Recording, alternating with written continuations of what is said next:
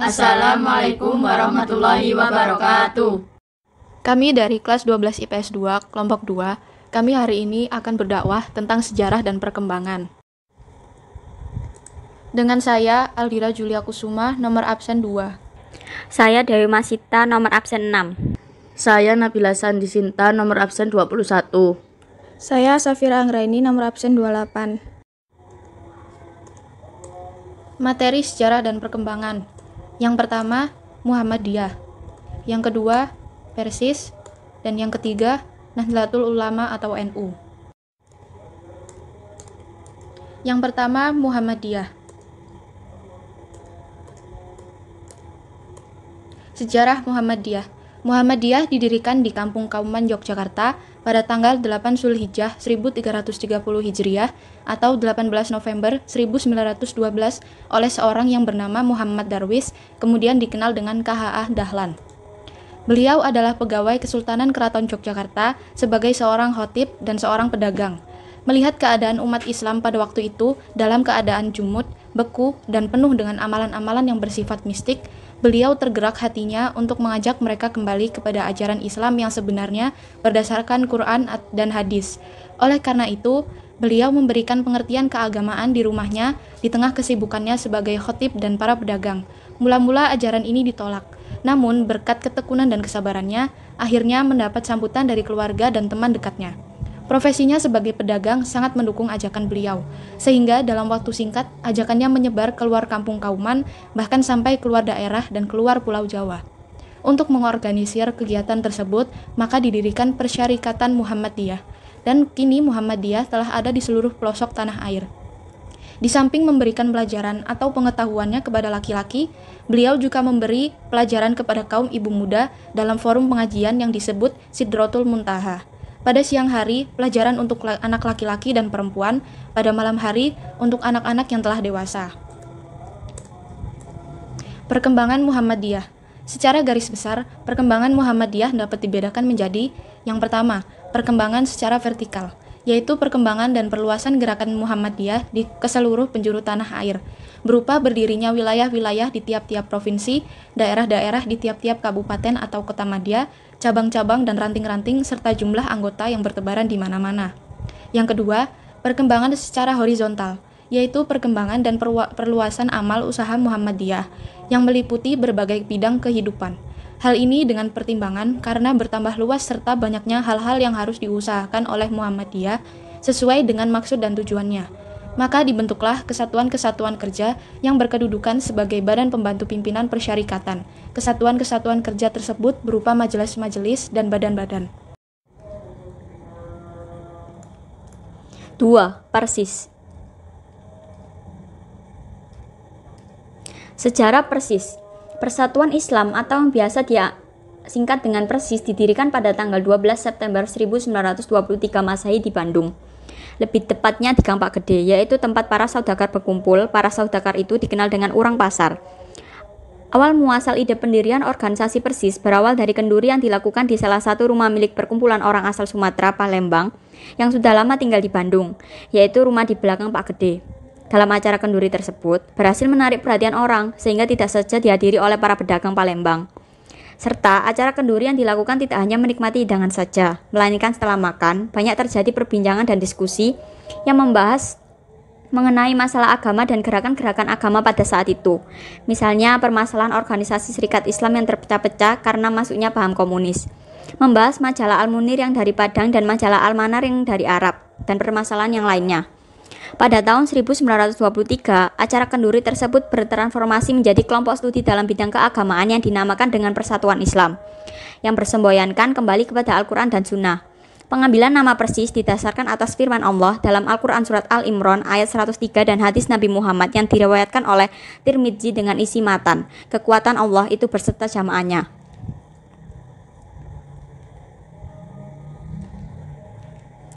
Pendiri Persis adalah Kiai Haji Zamzam dan Muhammad Yunus.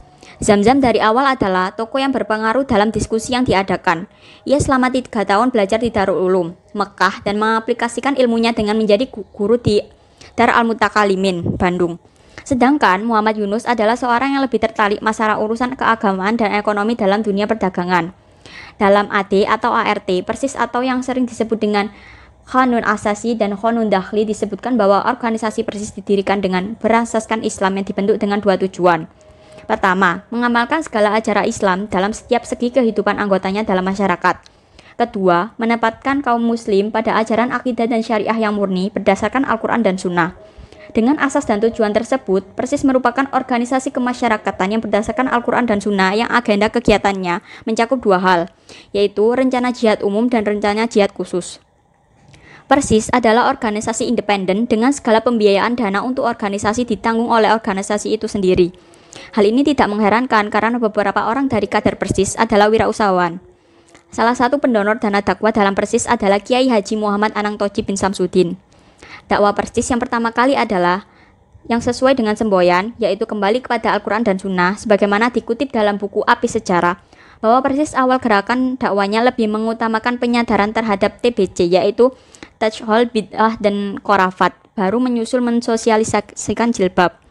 Dengan seiring perkembangan zaman, Persis pun mengalami perkembangan yang signifikan terlebih dalam bidang pendidikan walaupun pernah mengalami stagnasi.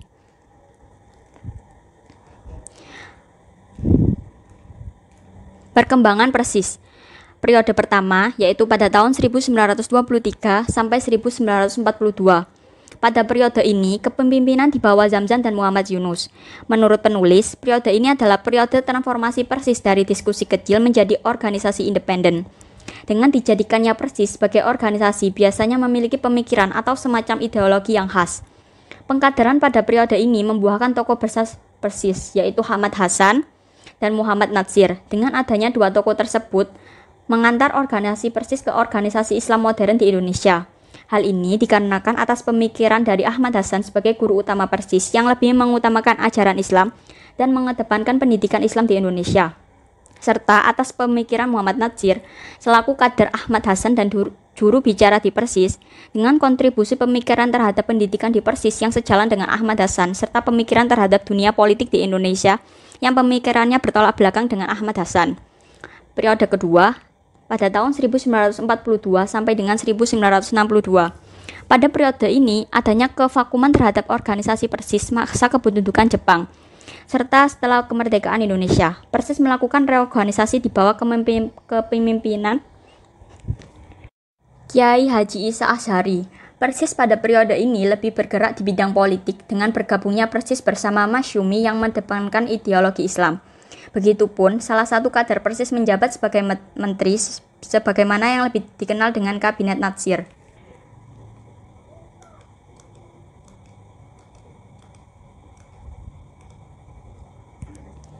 Periode ketiga pada tahun 1962 sampai 1983.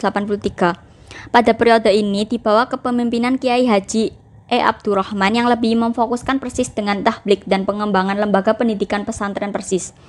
Ia mengorientasikan Persis pada organisasi agama sehingga tidak terlihat perjuangannya pada dunia politik. Periode keempat, 1983 sampai 1997. Regenerasi dari tokoh-tokoh Persis dalam pengkaderan ini ditetuskan oleh Kiai Haji Ahmad Latif Mokhtar selaku ketua Persis. Pada periode ini, Persis tampil sebagai organisasi yang low profile, yang bersifat persuasif, edukatif, dalam menyebarkan paham Al-Quran dan Sunnah. Misalnya pada masa kepresidenan Soeharto, dengan diberlakukannya asas tunggal, Kiai Haji Ahmad Latif Mokhtar mengeluarkan strategi dengan slogan, Persis mandiri, tidak mengisolasi diri. 3. Nahdlatul Ulama. Pendiri NU ada dua, yaitu Kiai Hasyim Asy'ari dan Abdul Wahab Hasbullah. Sejarah Nahdlatul Ulama. Nahdlatul Ulama, kebangkitan ulama atau kebangkitan cendekiawan Islam, disingkat NU, adalah sebuah organisasi Islam yang besar di Indonesia. Organisasi ini berdiri pada 31 Januari 1926. Pendirinya adalah Kiai Haji Hasyim Asy'ari dan Abdul Wahab Hasbullah, bergerak di bidang pendidikan, sosial, dan ekonomi. Keterbelakangan baik secara mental maupun ekonomi yang dialami bangsa Indonesia akibat penjajahan maupun akibat kungkungan tradisi telah menggugah kesadaran kaum terpelajar untuk memperjuangkan martabat bangsa ini melalui jalan pendidikan dan organisasi. Gerakan yang muncul 1928 tersebut dikenal dengan kebangkitan nasional. Semangat kebangkitan memang terus menyebar kemana-mana setelah rakyat pribumi sadar terhadap penderitaan dan ketertinggalannya dengan bangsa lain. Sebagai jawabannya, muncullah berbagai organisasi pendidikan dan pembebasan. Kalangan pesantren yang selama ini gigih melawan kolonialisme merespon kebangkitan nasional tersebut dengan membentuk organisasi pergerakan seperti Nahdlatul Watan, Kebangkitan Tanah Air pada 1916.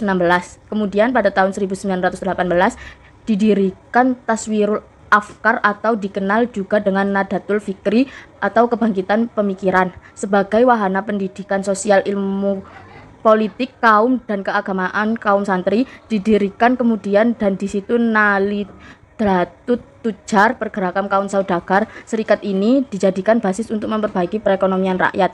Dengan adanya Nahdlatul Tujar ini, maka Taswirul Afkar selain tampil sebagai kelompok studi juga menjadi lembaga pendidikan yang berkembang sangat pesat dan memiliki cabang di beberapa kota. Suatu waktu Raja Ibnu Saud hendak menerapkan asas tunggal yakni mazhab Wahabi di Mekah, serta hendak menghancurkan semua peninggalan sejarah Islam maupun pra-Islam yang selama ini banyak diziarahi karena dianggap bid'ah. Gagasan kaum Wahabi tersebut mendapat sambutan hangat dan kaum modernis di Indonesia, baik kalangan Muhammadiyah maupun PSII di bawah pimpinan Hoj Cokro Aminoto. Sebaliknya, kalangan pesantren yang selama ini membela keberagaman menolak pembatasan bermazhab dan penghancuran warisan peradaban tersebut. Dengan sikapnya yang berbeda itu, kalangan pesantren dikeluarkan dari anggota Kongres Al-Islam di Yogyakarta pada tahun 1925. Akibat kalangan pesantren juga tidak dilibatkan dalam delegasi sebagai Muktamar Alam Islami atau Kongres Islam Internasional di Mekah yang akan mengesahkan keputusan tersebut. Sumber lain menyebutkan bahwa Kiai Haji Hasyim Asy'ari dan Kiai Wahab Hasbullah dan sepupu NU lainnya berjalan keluar membuat delegasi sendiri yang dinamakan Komite Hijaz yang diketuai oleh Kiai Haji Wahab Hasbullah. Didorong oleh umat yang gigih untuk menciptakan kebebasan bermazhab serta peduli terhadap pelestarian warisan peradaban, maka kalangan pesantren terpaksa membuat delegasi sendiri yang dinamakan Komite Hijaz yang diketuai oleh Kiai Wahab Hasbullah. Atas desakan kalangan pesantren yang terhimpun dalam Komite Hijaz dan tantangan dan segala penjuru umat Islam di dunia, maka Raja Ibnu Saud mengurungkan niatnya. Hasilnya hingga saat ini di Mekah bebas dilaksanakan ibadah sesuai dengan mazhab mereka masing-masing. Peran itulah internasional kalangan pesantren pertama yang berhasil memperjuangkan kebebasan bermazhab dan berhasil menyelamatkan peninggalan sejarah dan peradaban yang sangat berharga. Komite berangkat dan berbagai organisasi yang bersifat embrional dan ad hoc, maka setelah itu dirasakan perlu untuk membentuk organisasi yang lebih mencakup dan lebih sistematis untuk mengantisipasi perkembangan zaman. Maka setelah berkoordinasi dengan berbagai kiai, akhirnya muncul kesepakatan untuk membentuk organisasi yang bernama Nahdlatul Ulama atau Kebangkitan Ulama. Pada 16 Rajab 1344 Hijriah atau 31 Januari 1926, organisasi ini dipimpin oleh Kiai Haji Hasyim Asy'ari sebagai Rais Akbar. Untuk menegaskan prinsip dasar organisasi ini, maka Kiai Haji Hasyim Asy'ari merumuskan kitab Qanun Asasi atau prinsip dasar, kemudian juga merumuskan kitab Ittihad Ahlussunnah wal Jamaah. Kedua kitab tersebut kemudian ejawantahkan dalam Kitab NU yang dijadikan dasar dan rujukan sebagai warga NU dalam berpikir dan bertindak dalam bidang sosial, keagamaan, dan politik. Perkembangan Nahdlatul Ulama. Perkembangan kontemporer pemikiran keagamaan dalam komunitas NU menunjukkan fenomena yang menarik, terutama yang digalang kader mudanya. Mereka mempunyai gagasan keagamaan progresif dalam merespon modernitas dengan menggunakan basis pengetahuan tradisional yang mereka miliki setelah dipersentuhkan dengan pengetahuan baru dan berbagai khazanah modern. Mereka tidak hanya concern dengan modernitas yang terus dikritik dan disikapi secara hati-hati, tetapi juga melakukan revitalisasi tradisi. Proses revitalisasi tradisi yang mereka lakukan tidak sekedar mengagung-agungkan dan mensakralkan tradisi, tetapi juga melakukan kritik secara mendalam atas tradisinya sendiri, baik yang berkaitan dengan perilaku maupun pemikiran. Bahkan sendi-sendi doktrinnya sendiri seperti doktrin al-sunnah wa al-jamaah tidak lepas dan sasaran kritisismenya. Pikiran dan sikap mereka secara umum jauh lebih responsif dibanding seniornya dalam menghadapi modernitas. Munculnya gairah intelektualisme NU tidak lepas dan keputusan NU meninggalkan hiruk-pikuk kehidupan politik praktis dengan konsep kembali ke Hita 1926 pada 1984. Dengan keputusan itu, warga dan elit NU tidak lagi disibukkan urusan-urusan politik praktis sehingga mempunyai waktu lebih banyak untuk memperhatikan masalah pendidikan. Setelah itu, terpilihnya Kiai Ahmad Siddiq sebagai Rais Amsyuriyah dan Abdurrahman Wahid sebagai Ketua Umum Tanfiziyah PBNU pada Muktamar di Situbondo tahun 1984 mempunyai pengaruh signifikan perkembangan pemikiran keagamaan NU. Dalam konteks inilah, Muktamar Pemikiran Islam di NU mempunyai makna yang strategis untuk terus menjadikan NU sebagai eksemplar gerakan intelektual bukan semata-mata sebagai gerakan politik. Komunitas NU dikenal sebagai masyarakat tradisional. Tradisionalisme itu di satu pihak merupakan hambatan perkembangan NU. Di pihak lain hal itu sekaligus merupakan modal sosial intelektual dan kekuatan bagi NU. Artinya, apapun upaya yang dilakukan untuk mengubah wajah NU harus berangkat dari realitas masyarakat NU sendiri. Tradisionalisme itu biasanya ditandai beberapa hal. Pertama, komunitas ini sebagian besar tinggal di pedesaan. Meski belakangan terjadi mobilitas vertikal di kalangan elit pedesaan ini, terutama kalangan muda NU terpelajar, mereka tidak lagi tinggal di pedesaan, tetapi mulai menjadi agen-agen perubahan di perkotaan. Meski demikian, sebagian besar warga NU tetap tinggal di pedesaan dengan karakternya sendiri. Salah satu karakter pedesaan adalah kurang dinamis, sulit melakukan perubahan, dan lebih bersifat defensif terhadap modernitas. Kedua, NU mempunyai dasar-dasar dan kekayaan intelektual yang senantiasa diwariskan dari satu generasi ke generasi berikutnya melalui lembaga pesantren. Karena kekayaan itu, sehingga menjadikan NU amat apresiatif terhadap pemikiran lama meski oleh kalangan tertentu diklaim sebagai bid'ah dan khurafat.